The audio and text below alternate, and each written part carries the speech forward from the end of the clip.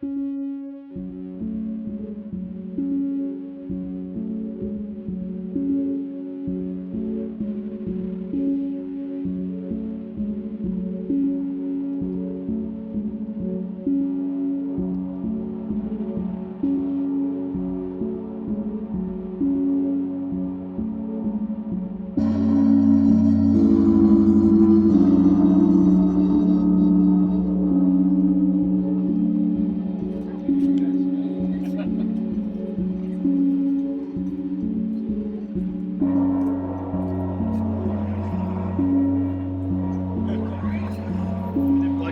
contributions are always welcome. You are always welcome to visit here during daylight hours. The cemetery is open every day. Please like us on Facebook. We have 38 people liking us so far, so that feels great. I feel like I'm an influencer. We'll be creating a website with different tours and information too, so you can come and do virtual tours here. Maybe you want to learn about the veterans on Veterans Day, or maybe you want to learn about the founding fathers of Madison. Yes, if you are a member of the Presbyterian Church, you can be buried here. Just what you are dying to know.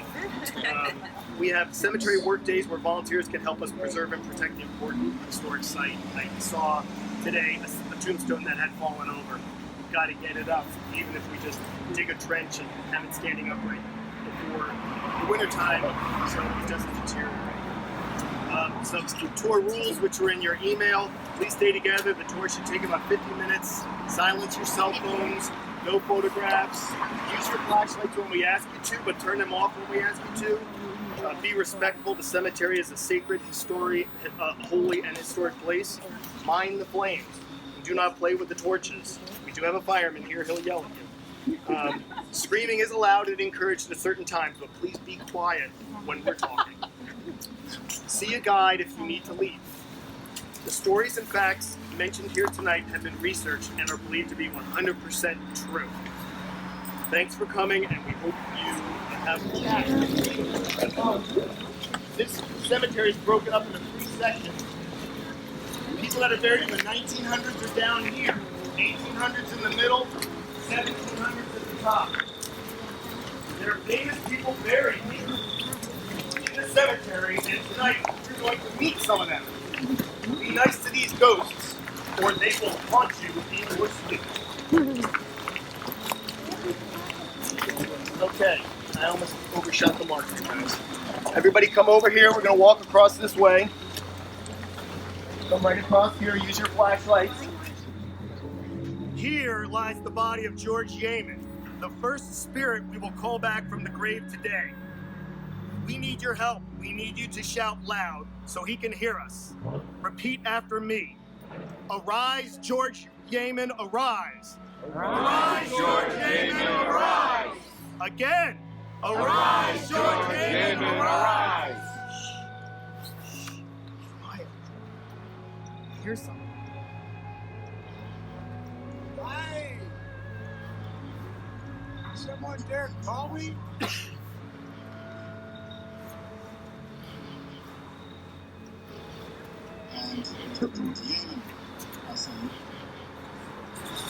I am George Yeaman. You called me, and I'll tell you my story. I was born in 1829 in Hardin County, Kentucky.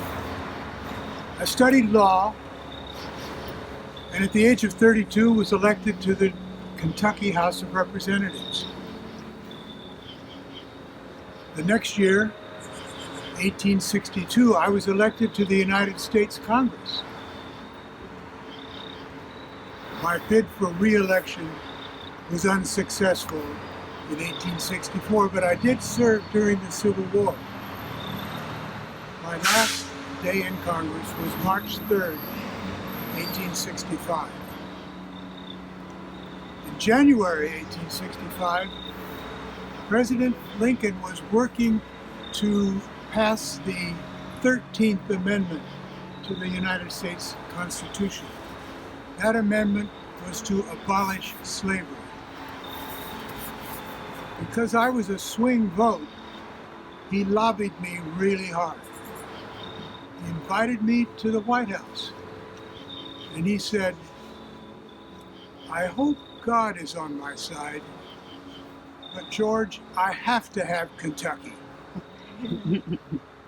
Well, this is how it happened.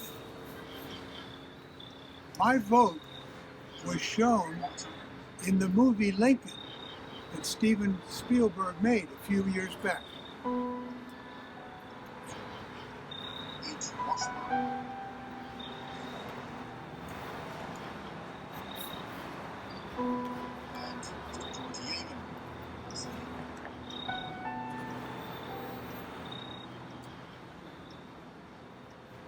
Mr. Yeaman is having an existential crisis. He does not know how to vote. And Mr. George Yeaman, how say you?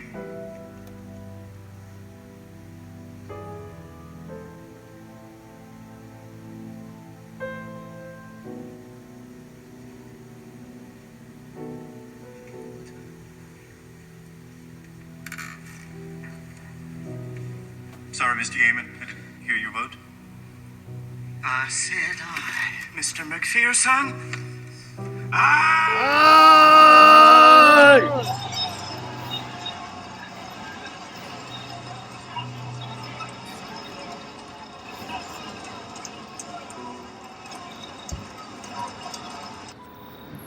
That's Thaddeus Stevens at the end. So even though I thought maybe that was too much change too fast, I ended up siding with President Lincoln. It passed in the House of Representatives, and the rest is history.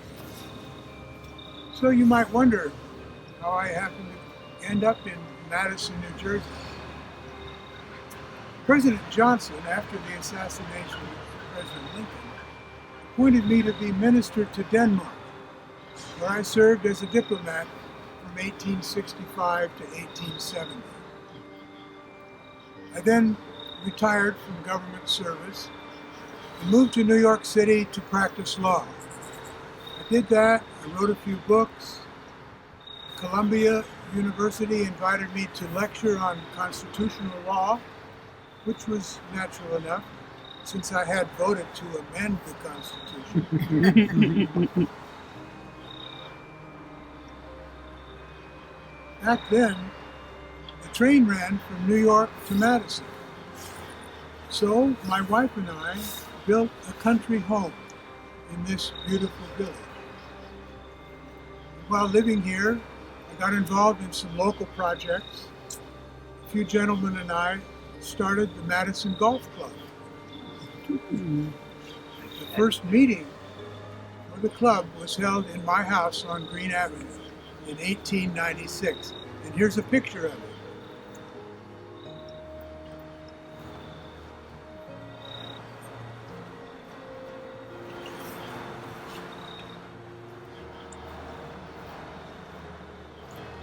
I died in 1980,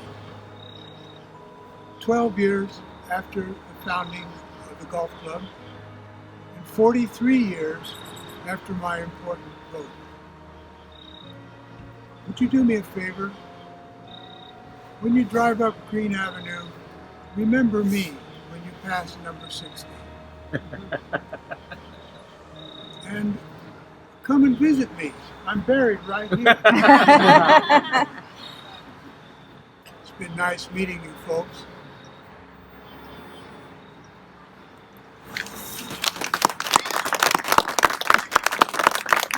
And remember my famous line, "Aye, Mr. McPherson, aye!" Who would have thought that someone that important ended up here in Madison?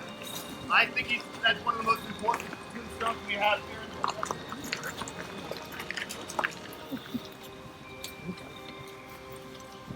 We're going to start up the hill. Maddie, do you want to take a peek inside the crypt? See if anybody's in there? Like,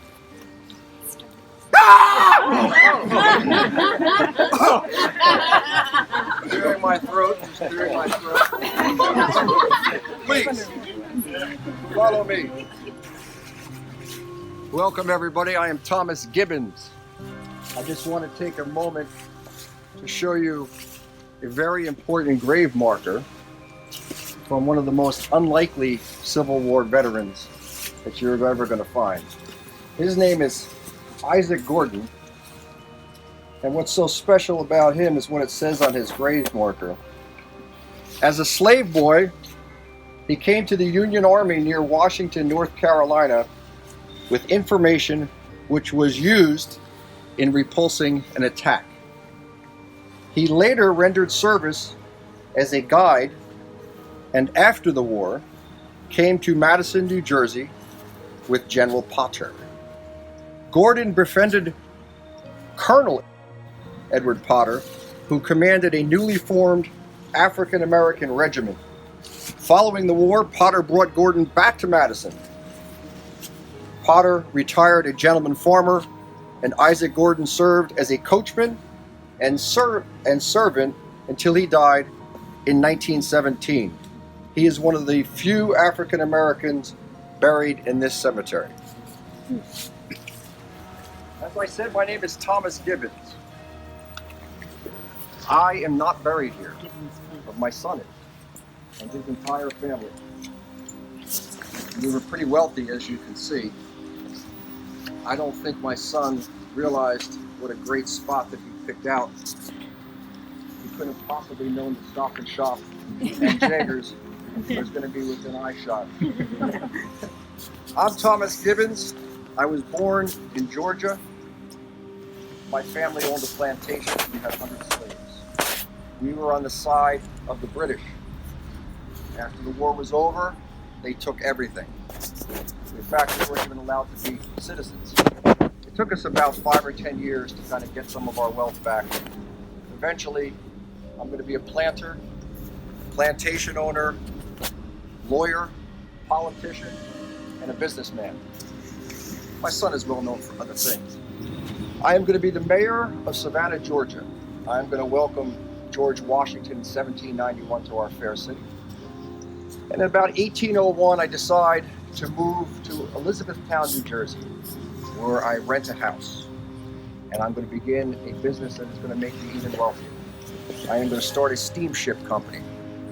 It's a new invention, these steamships, and I'm going to ferry people between Elizabethtown and New Brunswick, New Jersey. I'm going to form a partnership with a guy named Ogden. He's my neighbor. I challenged him to a duel once. I don't really like him much, but we went into partnership. And he has this whole monopoly on the steamships between New York and New Jersey, and I don't think that's right. So I basically try to crack into his business, and we end up going to court. We actually go all the way to the Supreme Court, and it's called Gibbons versus Ogden. It's taught in all the law courses in the United States in law school. It's a very famous case, which, by the way, I won. My attorney was none other than Daniel Webster, who was the Secretary of State, very famous man at the time. He was my attorney, cost me dearly. And I'm going to have the steamship business, and I'm going to do very well. And my son William is actually going to help me find steamships, buy steamships, and I'm going to be the largest steamship operator in the Northeast. And there's this young guy that wanted to come. He was a young guy, a really good kid, and he was a hustler, and he really wanted to work, and I decided to hire him. And I was a mentor to him for the rest of his life, the rest of my life, I suppose. His name was Cornelius Vanderbilt. And Cornelius Vanderbilt, as some of you will know, will go on to have his own steamships, railroads, and become the richest person in the United States. He used to come out, actually, to Bottle Hill here and visit my son William when he built his house. Well, you guys probably know it as Drew University now. But William built the house that the main administrative building, I think it's called Mead Hall now. But that was William's house. He built that for his wife. The other kind of interesting connection between Cornelius Vanderbilt is his favorite granddaughter, Florence Vanderbilt Twombly, is going to build a summer house here, which is now the Fairleigh Dickinson University administrative building. So the connection to Vanderbilt's started way back in the 1800s, and it's going to be even to the 1900s at the Vanderbilt Manor. So, William, I have many children. Only 3 are going to live. My son William lives in Elizabethtown with us, and he used to go on horse and buggy rides out to the country, and his wife fell in love with this area of New Jersey. And so he decided he was going to buy up land, but he figured if he does it, people are going to know his name and they're going to charge him more for the land. So what he does is he hires a guy named Abraham Britton. I believe you guys named the street after him, Britton. Abraham Britton is going to buy this land up, and my son is going to call it the Forest. And he's going to build one of the nicest mansions in this area, probably one of the first. He's known for one other thing, I suppose, and that's my son loves racehorses. And he breeds them, and he has a stable over there by Lewanika and Woodland Road. In fact, there's a picture of the barn. It's still there. I believe some family bought it, renovated it, and sold it for $4 million recently. And my son William, he was very proud of that house. After the Civil War, we lost a lot of money. And I was already dead. He was already here. And his son, my grandson, he was a real stunad. He ends up selling the house to a guy named Daniel Drew, who was a real scoundrel, by the way. Daniel Drew is going to buy it. He's going to donate it to the. He's a Methodist, by the way. And is that allowed here? He's going to donate that to the Drew Cemetery. And he's going to sell it for $140,000, which was a lot of money back then. It's the equivalent of probably somewhere in the neighborhood of $3, $4, $5 million. It seems like a pretty good deal, considering you're getting about 80 acres of land in that beautiful mansion, which still exists. But back to the racehorses. My son, he didn't gamble. Everybody else seemed to gamble on his horses. He owned a horse. It was a race mare, and the horse's name was Fashion. You can look it up. There's that horse. Currier and Ives, big printmakers, pretty famous. A lot of their things sell on the internet now in auction houses for a lot of money. They actually did a print of the famous race between Fashion and Paytona. Fashion has raced several horses. Raced a horse from Richmond, Virginia. It was kind of a North versus South thing. We hadn't fought the Civil War yet, but it was a kind of a North versus South thing. And they're going to race in Long Island. There's going to be 70,000 people, almost enough to fill your giant stadium there, Bob. 70,000 people are going to come watch this race, and a lot of money is going to be wagered on it. This horse won $42,000 in prize money, which was quite a bit of money back then. The races back then were 4 miles long, and Fashion was behind after 3 miles, but proceeded to win the race and broke all the records for the 4-mile race. People that were betting on it were telegraphing back to Wall Street where all the money was being wagered because everybody wanted to know who won the race. This is big news. It was in all the newspapers, and that horse was stabled right here in Madison, New Jersey. So that's kind of William's big claim to fame. And listen, I made all the money, but he did build a really nice house, and his family was raised here, and this is his gravesite. So let me tell you a little bit about why this cemetery is so special. There were very few cemeteries in the country, let alone around the whole country, but even in New Jersey, that have Revolutionary War period grave markers. There are Revolutionary War soldiers that fought here. They have little metal things indicating they were military veterans. There are Civil War veterans buried here. The reason this thing is so special is George Washington, the founding of our country. George Washington, if you know anything about American Revolutionary War history, was getting his butt kicked all over the Eastern Seaboard, to the point where they were going to get rid of him. There were letters being written to try to, take away his role as the commander-in-chief because he was losing, and he was running a lot. He finally gets a win in Trenton. All right, Christmas Eve, he's going to beat the Hessians down in Trenton. He's going to skedaddle up to Princeton. There's going to be another little bit of battle there, and then he's going to head up to Morristown. And he's going to spend 2 winters. Listen, that was a huge win. People were pretty down and out, not thinking we're never going to win this thing. And all of a sudden, we capture a couple thousand Hessian soldiers. It gives everybody a big lift. Why does Washington come up to Morristown? A couple reasons. People here are very loyal to the cause, number one.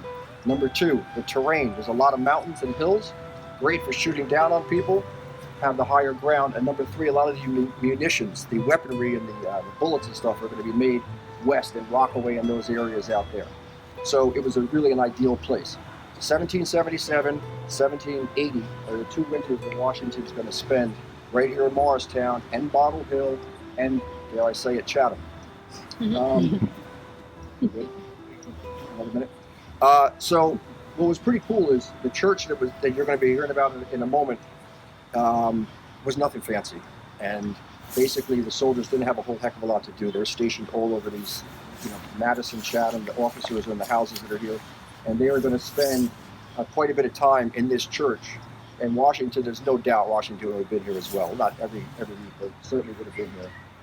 And these people are all, a lot of these, the founding of the country, a lot of it happened right here, in 2 winters, very important winters, right here, and this church was right here, and this cemetery was right here. So it really is a pretty special place. Most people have absolutely no idea. Madison's got a lot of interesting history, but this particular part, for me anyway, in this town, bar none, this top part is unbelievable. Would you like to introduce me to Mr. Hood? We were going to hit that. Nice seeing you all. Thank you. The outline of this tiki torch, torches here, outline right on the first church. We're going to walk into the church. There was no main road, the highway here, not cut down like that. Okay. It's not that. We're going to walk forward here as though we're walking right into the church.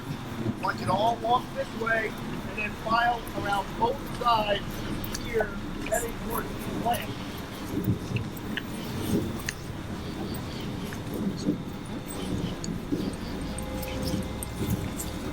Right up to here, folks. Right up to this very, very unique marker. You can go on this side as well. Come right on down. Come on, heavy.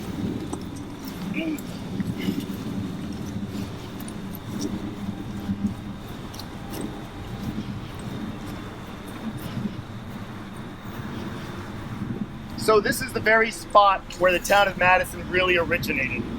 Before Madison was Madison, it was known as the village of Bottle Hill. Settlers took a path from Newark and came to this area in the 1740s. They used to take a horse and carriage to the Presbyterian Church in Hanover, over on Route 10. That took a long time to get from here to there. So they decided to start a church right here on this very spot. You are standing in the church. The torches show the approximate footprint. Azariah Horton, right here, buried at the pulpit of this church, is buried right here. He is the first pastor of this church. His bones lie right here under this tabletop gravestone. Let's try to call him from the grave. Everyone, repeat after me. Azariah, rise from the dead. Azariah, rise from the dead. One more time, really loud. Azariah, rise from the dead. Azariah, rise from the dead. Sinners!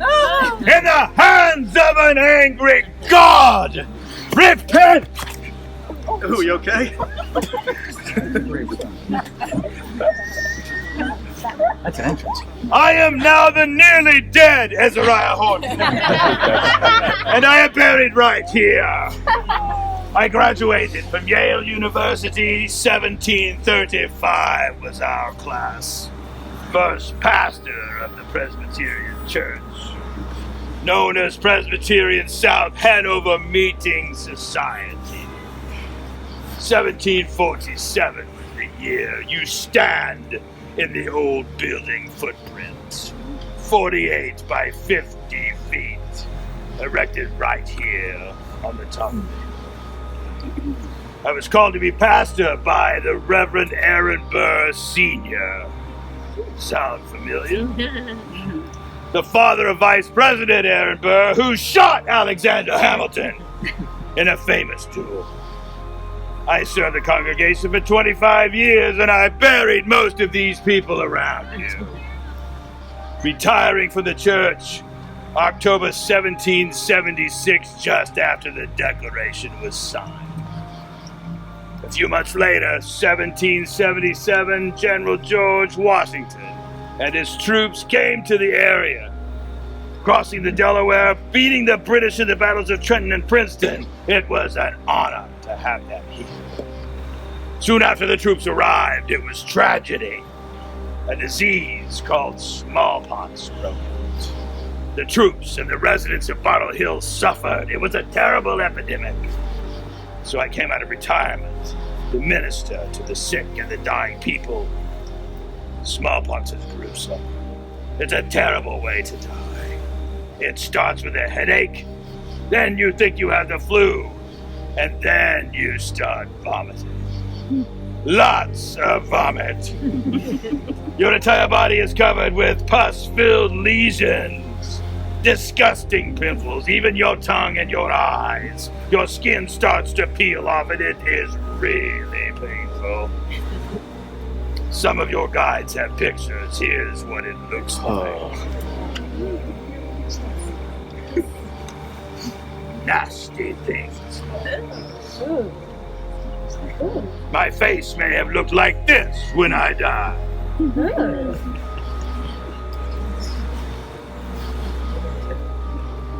So after helping the soldiers and citizens of Bottle Hill, I myself contracted smallpox and died, and went to be with the Lord March 27, 1777. And this beautiful marker is my grave.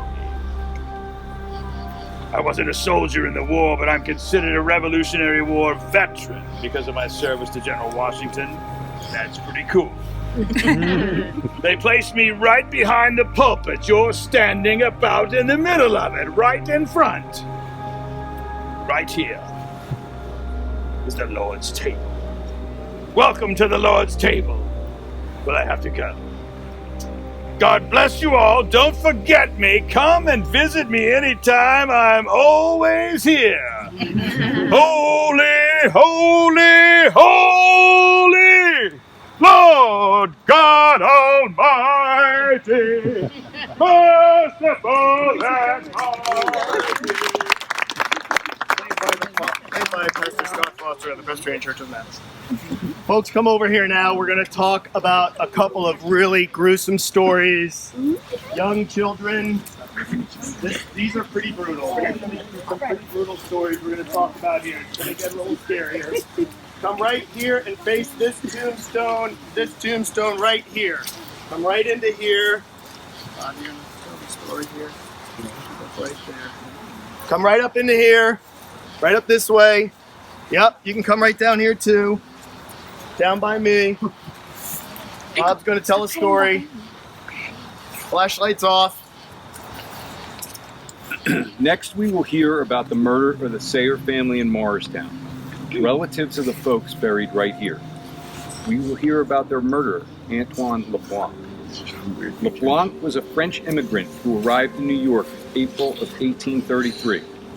After arriving in the New World, he was hired to work the family farm of Samuel Sayer of Morristown. In exchange for his hog slopping and wood chopping chores, LeBlanc was given a small room in the basement of the Sayer home, but no wages. He took his work orders from Mr. Sayer, his wife Sarah, and even the Sayers' household servant Phoebe, who was believed to have been a slave. LeBlanc was the privileged son of a well-to-do European family, so this arrangement did not sit too well with him.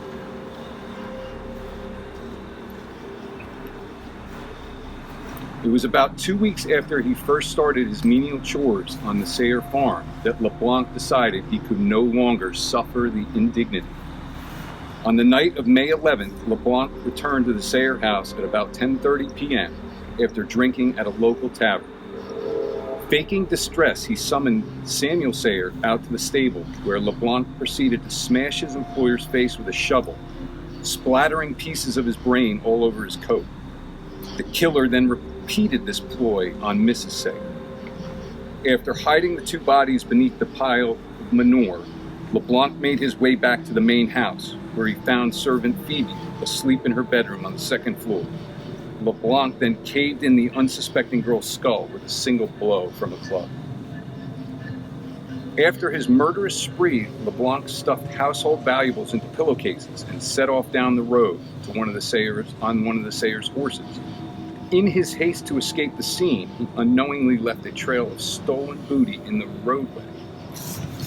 On the morning that followed, a Sayer family friend discovered some of Sayer's personal effects in the road. Fearing a robbery had taken place, a group of townsfolk decided to search the property. After the grisly discovery of the 3 murdered victims, the sheriff sent off in pursuit of the killer. The sheriff caught up with LeBlanc sipping cider in a tavern in Hackensack Meadows with a pouch of Sayer's possessions by his side. The trial of Antoine LeBlanc for the murders of the Sayer family began in the Morris County Courthouse, August 13, 1833. A jury took just 20 minutes to find the defendant guilty. Here's an ad from a local newspaper.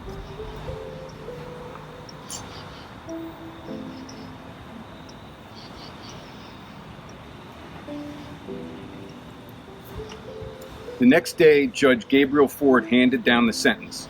LeBlanc was to be hanged by the neck until dead, and then delivered to Dr. Isaac Canfield, a surgeon, for dissection. On the afternoon of September 6th, LeBlanc stood atop the gallows erected at the village green for the occasion. A crowd of 12,000 people descended upon from Morristown. This greatly outnumbered the local population, which was about 2,500 at the time. The jeering mob, many of whom carried bagged lunches, made their way into tall trees and onto nearby roofs to get a better view of the execution. The executioner pulled a lever, and LeBlanc's body dangled and twitched for 2 minutes at the end of the rope. And then he was still. But this truly barbaric story still haunts Morristown to this day, is just about to begin. It seems the good, God-fearing Presbyterian townfolk were not content to let this murderous scoundrel get off so easy with just a mere hanging. They had some other more creative ideas of what to do with this monster. First, LeBlanc's lifeless body was cut down from the gallows and whisked across the street to Canfield's office. Then Doctors Canfield and Joseph Henry conducted rather unorthodox medical experiments using LeBlanc's corpse as their unwitting lab rat. After the good doctors completed their efforts to advance medical science, rumor has it that a death mask likeness of LeBlanc's face was cast in plaster. It was time to carve him up. The story says that LeBlanc's skin was peeled off and dispatched to a tannery to be fashioned into a variety of charming little keepsakes. Rumor has it that a large number of wallets, purses, lampshades, book jackets were produced from hair follicles in a studded hide. As the years passed, most of the residents of Morristown seemed content to let this dark episode of local justice slip quietly between the pages of the town's history. The story of Antoine LeBlanc, however, proved to be harder to kill than the man himself. On Halloween night, 1995, a startling discovery was made in Morristown. While liquidating an estate, workers from a local auction house uncovered the glazed plaster death mask of Antoine LeBlanc, stashed away in a box in the basement. The face on the death mask is missing ears. Were they hacked off by the doctors before the mask was made?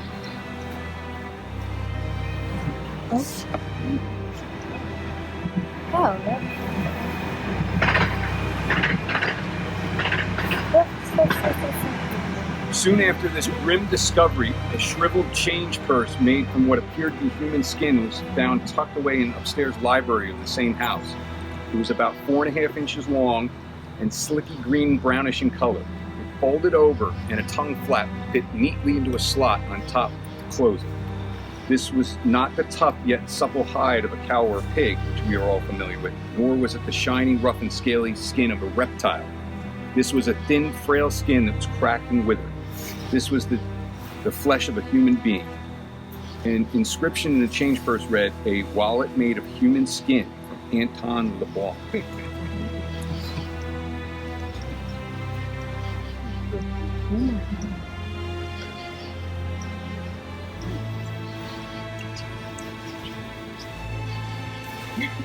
Okay, we're going to move down the hill to Miss Hamilton. Folks, we're going to have a website, and you're going to be able to find Luke Miller. People may have heard of Luke Miller and the Luke Miller House. Yeah. You're going to find Sayer. You're going to find Britton.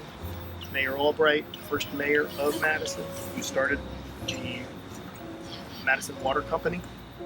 That water company was started because of a fire, and Chatham, we were part of Chatham Township at that time. Chatham Township did not want to put electric lights in town and did not want to put fire hydrants in downtown. The town was developing near the train station, and there was a vote, and the town voted to actually secede from Chatham Township and create our own municipality, which is the Borough of Madison. And it was Mayor Albright who was the first mayor, and the very first ordinance vote decided on by that mayor was the creation of the electric utility. I think that is probably one of the 5 most important decisions that's ever been made in this town. The second was an ordinance that there shall be no rioting, and I don't know why that was passed, but obviously they were concerned about that. And the third was the creation of the water utility. And there are cartoons that were drawn, caricatures that were drawn and posted in New York City newspapers about Mayor Albright and his creation of the water utility. If you ask me, I would say Drew University, the train, the electric utility, the downtown, Mrs. Dodge. Those are the 5 most important things that happened. Some of them we controlled, some of them we just lucked out. We just lucked out that Mrs. Dodge found her way here. She was the wealthiest woman in the world. She was Geraldine Rockefeller Dodge. She married Marcellus Hartley Dodge, who was from Remington Firearms. So in the beginning part of the 20th century, World War I, you have Rockefellers who control all the oil, and Dodge who controls all the firearms, and with Remington Firearms. So they were the wealthiest family in the world, and they created they decided to build their country home out here in Madison. Mrs. Dodge's son died tragically in an automobile accident in France, and she built the Hartley Dodge Memorial Building in his memory. She entrusted the building and trustees with money, with artwork, including a Rodin that was recently sold by the trustees for, we think, about $8 million. There's a beautiful portrait of Abraham Lincoln in Hartley Dodge Memorial, and other beautiful works of art that she bequested to the town of Madison. The trustees have the funds, and they help us maintain that building. It is, as you can imagine, a very large responsibility to maintain that building in that fashion. It's one of the few municipalities in the state of New Jersey that looks that way, and Mrs. Dodge endowed that. There was a fire in her stable, and she absolutely, positively refused to have the Madison Fire Department have subpar apparatus. She went to the Aaron's Company with members of the fire department, and she saw a truck on the assembly line. She says, "I want that truck." I said, "No, I'm sorry, you can't have that truck. That truck's for someone else. I want that truck." And she got that truck, and that Aaron's Fox fire truck served Madison well, was sold, and it was recently purchased back by the borough of Madison and sits in our firehouse as another interesting historic item. We're gonna head down here now, folks. Hold him down! I need to cut him! Help me! Come this way. This way. Come this way. Going that way, folks. Over here. I'll try not to do that one. Come over here. Well, it's so nice of all of you lovely people to come out tonight. I'm Amabel Sharf Roberts, and I'm buried right behind you where that marker is with the torch in front of it. I was born here in Madison in 1891. I graduated from Vassar College with honors and then went to work and to study as a nurse at New York City at Columbia Presbyterian Hospital. Not many women went to college when I did, and not many had jobs either. I was one of the lucky ones. So then I joined the Red Cross during World War I because I wanted to serve my country. And I went to France in 1917. It was very far from home. I missed my family. I've never been overseas before. But I worked as a nurse with the American Army at an army base in Échatard on the coast of Normandy, France. You've all heard about Normandy, I'm sure. Right? Have you heard about Normandy? Yeah, it was terrible at Normandy. Like I said, it was so scary being far from home in a foreign country. I had to learn the language. Have you ever been to another country and didn't speak the language? Yeah, it's very scary. But us women, we were really proud to serve our country. And I brought a picture with me tonight. I brought it up so you could see how we served. And this is what we look like when we were serving, helping our American soldiers. who were all wounded in combat. Wow. Yeah. So I cared for these wounded soldiers, and I helped the doctors when they performed their surgery, like this soldier here. Don't worry, you'll be okay. It's gonna cut off my leg. You'll be okay. It was an honor to serve these brave soldiers. They faced such horrors during the war. I wrote a letter home to my family that said, when a convoy of wounded arrives, war seems very real indeed, and very close at hand. The Bible says, he saves others, himself he cannot save. That is, to me, typical and descriptive of the soldier. I don't think we can do enough for them. A life without sacrifice is utterly valueless if we don't do anything for them. These men have left everything, their business, their family, their civilization. Yet surely it is better to die young than to have lived 100 years to no account. I am more thankful every day that I took up nursing, even though my bit is so very small indeed. Nurse, hand me the bone saw. No, not my leg. I'm so attached to it. Oh, there it goes. Oh, here goes my leg. That's my favorite one. You'll be okay.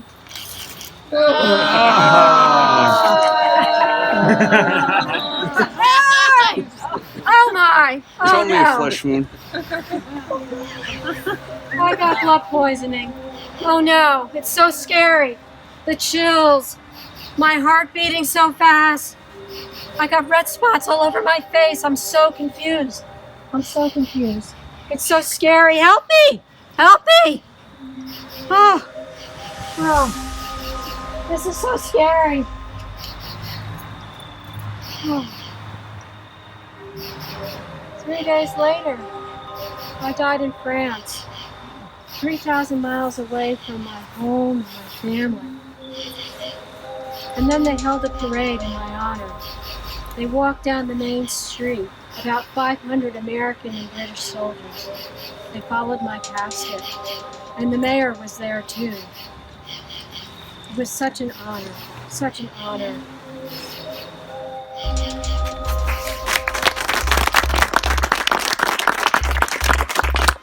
Folks, we're going to head down a set of steps here. So we're going to light these steps for you. It's over here. Folks, come this way. We're going to talk about a murder that happened here in Madison.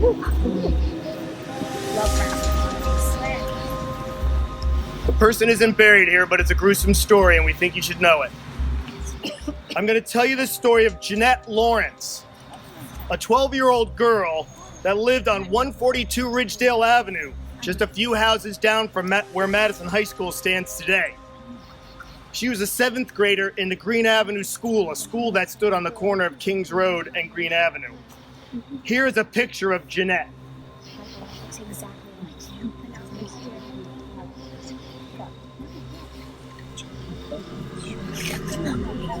Jeanette babysat for the Sant family that lived at 19 Fairview Avenue, just around the corner. It was a short walk from the Sants' home to Jeanette's house. A path through a large wooded lot owned by the Cluxons, known as Cluxons Woods, was the shortest way home. Here's a map showing Jeanette's walk home.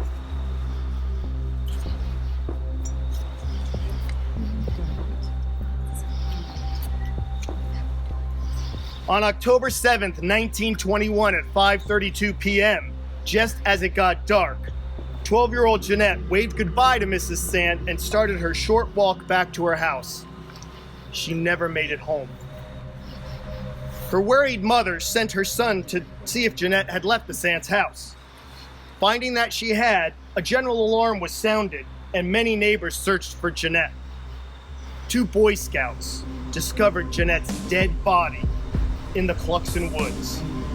Mrs. Lawrence heard the screams of the boys and ran towards the site, but she was taken back to her house to spare her the sight of seeing her dead daughter.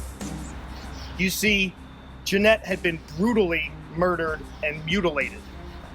The newspapers described the scene. Quote, her body was pierced with 25 stab wounds, and she was lying in a pool of blood. Her heart had been pierced, and her throat slashed by the unknown slayer.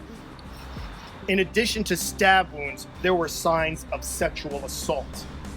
A handkerchief had been tightened around Jeanette's neck, and her hands and feet were tied. The victim's face, neck, arms, and body had been slashed with what police believe was a pocket knife. Here is an article from the Madison Eagle.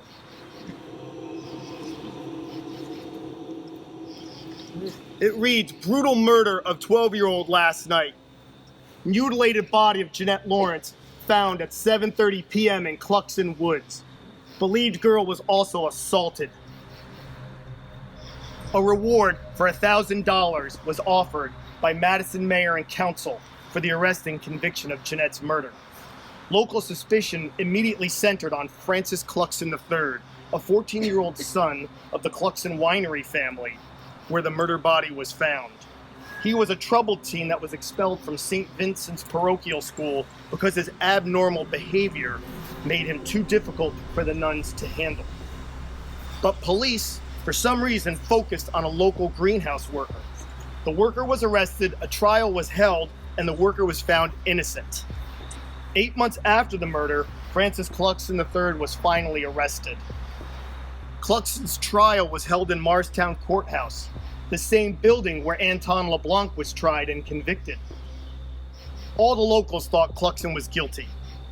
While his trial would be held in Morristown, members of the New Jersey Supreme Court were persuaded that all the jurors should come from Essex County, because a Morris County jury could not be fair. Cluxon was now 15 and large for his age. He was 6 foot 2 inches tall and 170 pounds. He told the jurors from Essex County what Madison Eagle called, quote, an apparently well-schooled story with a show of sincerity. All the evidence against Cluxon was circumstantial, and his confident demeanor on the witness stand had impressed the spectators, the journalists, and apparently the Essex County jurors, who deliberated 3 hours before finding him innocent. Cluxon eventually moved to the West Coast, but he continued to prove himself a psychopath. On Christmas Day in 1932, he attacked 2 men with a meat cleaver in San Diego and robbed them of a small sum.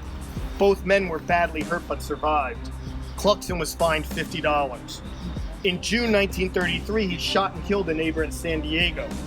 A coroner's jury found Cluxon, now 27 years old, had acted in self-defense. In April 1934, in San Diego, the police charged Cluxon with a string of 9 burglaries, finding an assortment of weapons and more than $1,000 worth of stolen property in his home. He served time in San Quentin prison and died in San Francisco in 1971.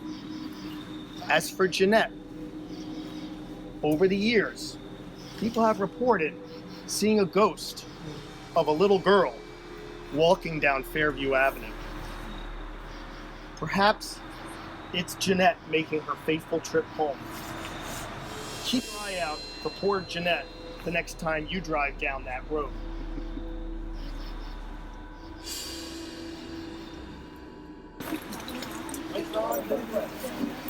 We're going to talk a little bit about the Ness family and a terrible tragedy that happened here in the early 20th century. I'm not ready for another one. Another murder? Okay. So this is our last story of the night. As you can see, we have an open concrete culvert now. Yeah. But back in early 1900s, there was a solid underground pipe here that diverted the water from the Spring Garden Brook. On Sunday night, August 10th, 1902, heavy rains like the likes that we've never seen before fell in Madison. The underground pipe exploded under the pressure and washed out over 50 graves. Early Monday morning, residents awake to a gruesome sight, decomposing bodies strewn down the brook all the way to Main Street subs.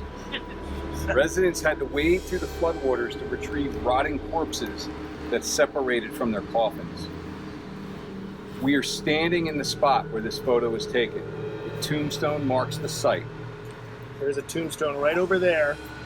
and we're standing right in this site. This is a 50-foot washout all the way across to that tree.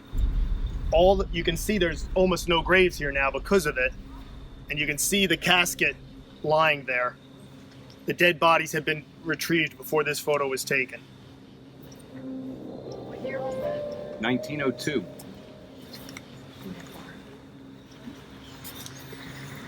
Here's another picture where you can actually see a partially exposed casket.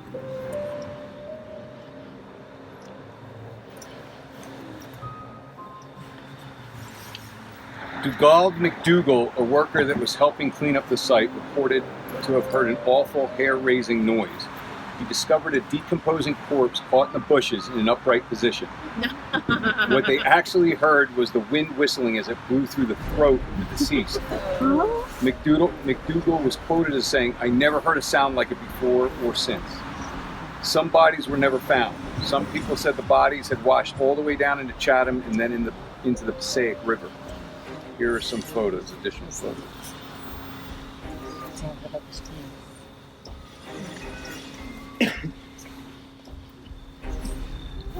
Folks, we're standing right on a spot that has a huge gully filled with mud and dead bodies.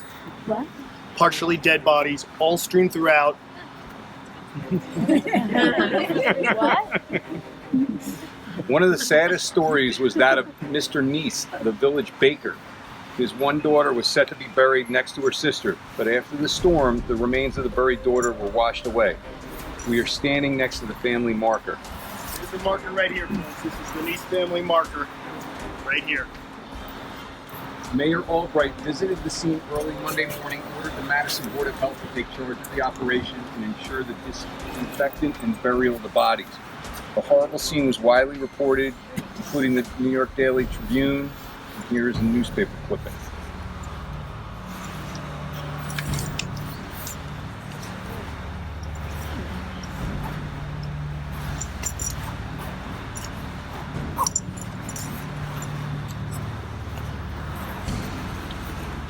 Can you imagine this gruesome scene? Dead bodies floating, people up in mud to their knees trying to retrieve the bodies, corpses, skeletons, and body parts washing up in people's yards.